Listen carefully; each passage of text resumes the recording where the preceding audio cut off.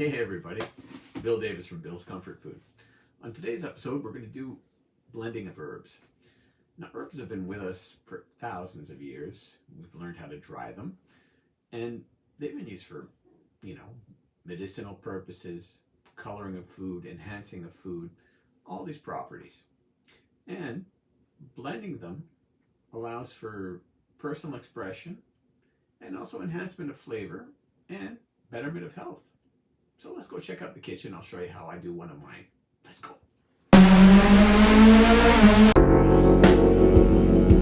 So the first step to making an herbal blend is getting the herbs off the stalks. So you can see here, I'm just rubbing them together in my hands and we're getting all the loose bits off of the main stalks. Afterwards, we're going to start to filter it. Here I have a chinois or a fine mesh strainer, and I just push it through, and this renders it into a nice powdery form.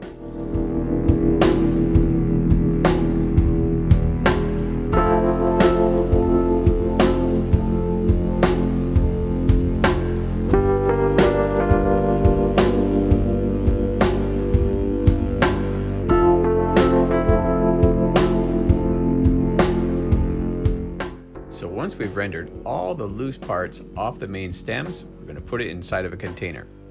Here I have a canister jar that's sealable.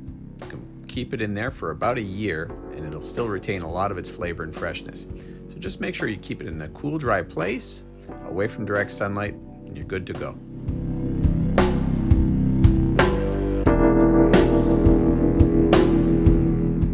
Once all our herbs are in their separate jars, I'll show you how to make your own blend. Now on the plate, I have some dried mint, some dried oregano, and now I'm spooning out some dried savory. Now whether you use by weight measurement or by volume measurement, always be consistent. In this case, I'm using by volume, so we're going to do everything by teaspoons. The blend I'm proposing here is a general all-purpose one that I came up with. It's good for vegetables, for meats, and for starches. It's just a question of adding a teaspoon or two, if you're using red meats, to everything.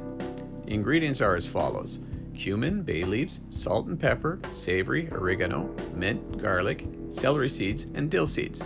Then we buzz them all together, and here we go. I suggest you get a second-hand coffee grinder. It's always good to do it, but make sure you don't mix it up with your regular coffee grinder.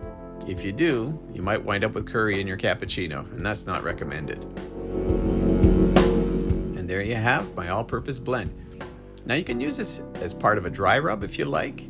You can put it directly onto meat, you can mix it in with starches, or you can just put it in with some butter and some vegetables. Really perks up the food. Try them out and blend your own. Now in this particular blend, you can control the salt, unlike store-bought brands. Salt is cheap and it weighs a lot, so this is why a lot of companies use it. Anyhow, when you're using this blend, also let it sit in a jar for a day or two. The flavors need time to marry, so just put them in a nice glass jar out of the way. So I'll show you how the herbal blend works with a bland food like black-eyed peas in this case. I'm going to cook it up like a cassoulet. So we're going to need an onion and about 5 or 6 garlic cloves. Now to remove the skin off the garlic, you put it on a cutting board, make sure your knife is parallel, squish it, bang, like that. Then the skins come right off.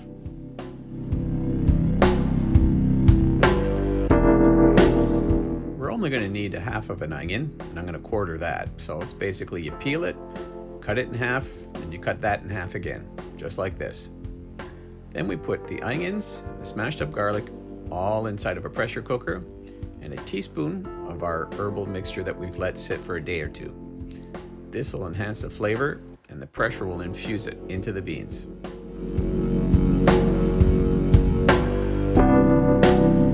Now for the liquid component, I'm going to use some vegetable stock that I made a little while back. You just want to add enough liquid to just cover the beans. You can use water, you can use chicken stock, but I got veg stock. Simple enough.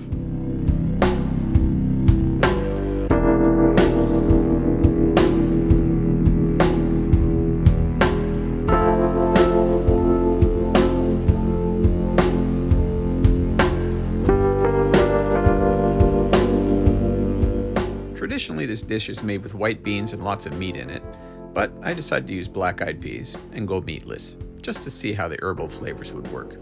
Anyhow, we put it in a pressure cooker, let it get up to full pressure, and then we'll let it depressurize naturally for about 15 minutes. Afterwards, we separate the solids from the liquid. We're going to use some of that cooking liquid when we bake our beans again. So we ladle out our beans, onions, and garlic into earthenware dishes, which we're going to bake in the oven. We're going to top it up with some liquid and some tomato sauce. Now the sauce is made from tomatoes, carrots, celery, garlic, and a bit of olive oil. Pour that over. And next, we add the reserved cooking liquid from the pressure cooker over that. Now this will all cook down and evaporate and go even further into the beans, so it'll give it a real good depth of flavor. We put it into a very low oven for approximately 2 hours. Cover it for the first bit till it comes up to a boil, and we lower the temperature. Meanwhile, we scrape up some breadcrumbs with some leftover bread. We pour these breadcrumbs over the top, and then for the last half hour, we let it bake in the oven.